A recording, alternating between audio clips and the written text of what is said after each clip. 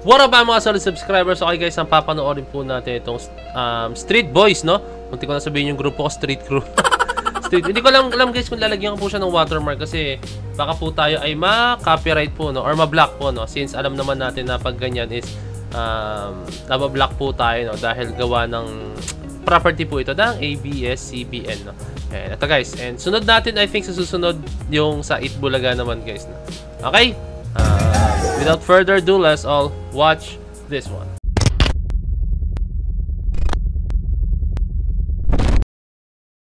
Alright.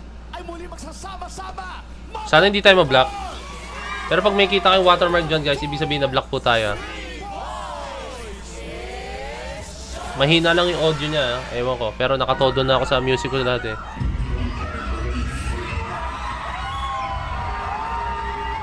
Kasi di ba may concert sila, no? Kaya ganyan, no? Hey! Woo! Grabe pa rin yung katawan nila, ang gaan. Hey! Ang ganda ng elements sa likod, oh. Habang sumasayaw sila.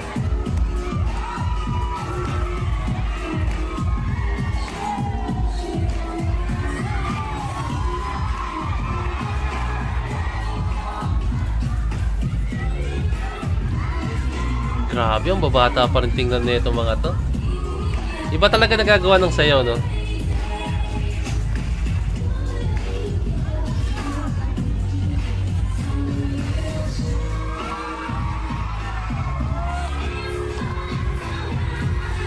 Ang graceful ko ngayon nito mga to.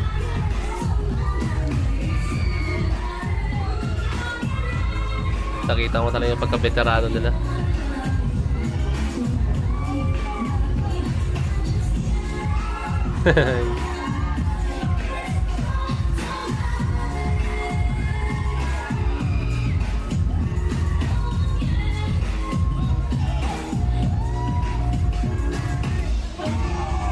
Wow!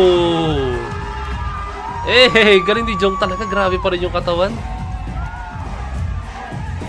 Coming from a 40 plus. Oh, windmill. Let's go, windmill.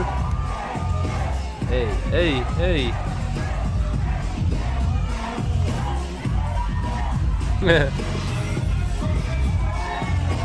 Ang grabe talaga karisma ni Bong Navarro pag sumasayaw.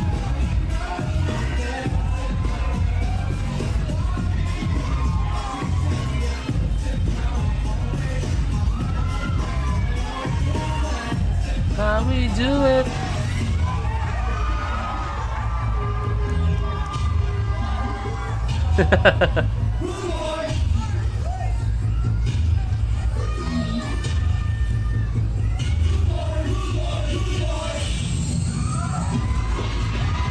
Eee! Dance break.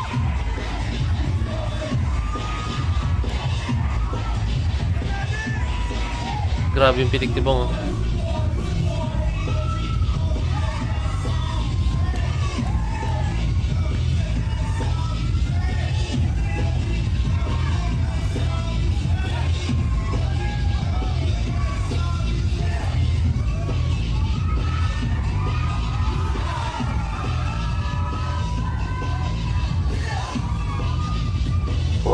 That transition, grabe.